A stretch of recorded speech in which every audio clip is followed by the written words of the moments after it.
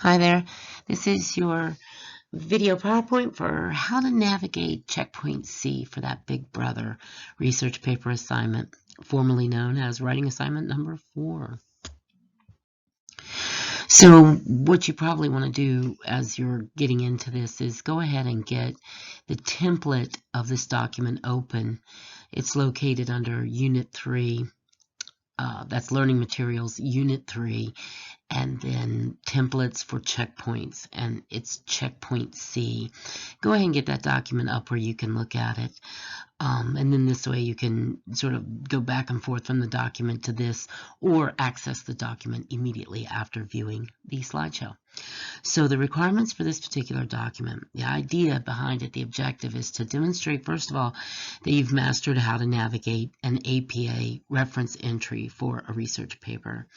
And also there's an objective that wants you to be able to sort of show and verify why you would use a particular source. So basically you're defending why you're going to use particular sources, how you use them, and why you use them. And this document has 3 parts to it. The first part is a critical preface, so that if someone who wasn't familiar with your work like I am were to come upon the document, they would understand what you're saying about your sources. You can also call this an introduction if you like. The next part is 7 sources, formatted from an APA style, of course, reference page. Now, please remember, we had originally said 10 sources were required, but we are trying to make things a little more navigable, so 7 is the required number. But if you end up with 8, 9, 10 sources, that's perfectly acceptable, and on some level even preferred. 7 would be the bare minimum. And then after that comes annotations on how and why you use these particular sources for your Big Brother paper. So the critical preface is basically, so you want it, it's basically what it is. It's a document that helps someone who's a stranger to your research understand how you're sourcing it. And what you want to do in a developed paragraph, you want to introduce the topic. And what you want to basically do is kind of highlight the biggest problems surrounding the topic. And of course, one way you can do that is to just go right ahead and integrate 4 of what you think are your most relevant or your most biting scope questions, the ones that have the most teeth. Integrate those right into the preface, if you will. And if you read the sample document, you can see how I did that into the paragraph itself to help the reader understand the scope of my research. Then, of course, you might go back if you completed the introduction workshop that was posted online. I believe that was 327. You might have pieces of an introduction laying around for your paper that you can cannibalize or harvest to use pieces of it in this particular critical preface. So big fancy pants words that mean introduction to your research sourcing.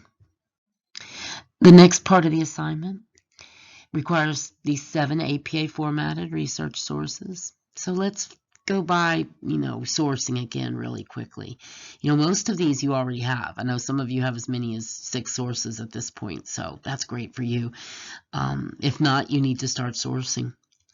Don't forget to use referencing tools to help. I'm not against online referencing tools as long as you're a control freak about it. So we had talked about using Word in class mainly because it's for professional documents. So here's a quick little link to a YouTube video.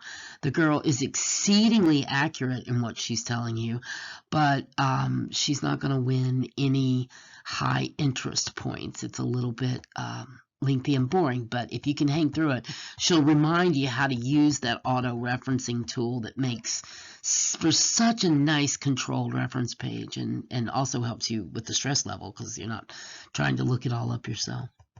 You can also access any APA formatting information in your text if you still have it, or if you still have access to one. And then if you do not, underneath your web links on your class page is a folder that says APA resources, and there's links to the APA homepage as well as that lovely site from the Lydia M. Olson library that is so easy to use. And then the last thing to remember on this, the reference and entries themselves, is to make sure you're using that hanging indent. It's like, oh yeah, see, I remember the hanging indent, but I don't. Anyway, how do I do that again? I don't remember still. So to remind you how we went over it in class, here's the steps. Remember, you go to the paragraph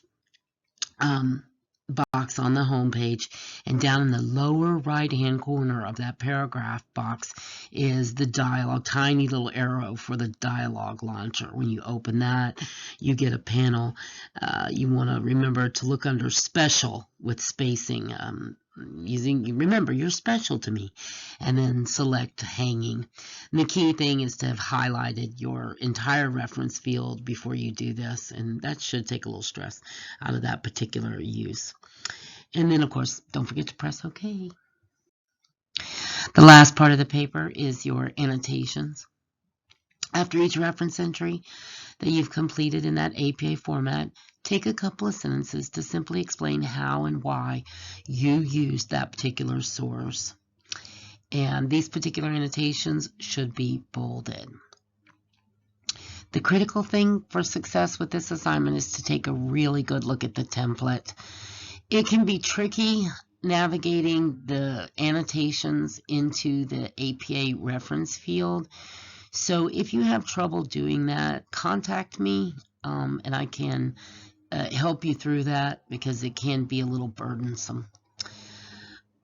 Don't forget to never hesitate to ask me a question or send me an email or text. I'm always happy to help you. Thanks.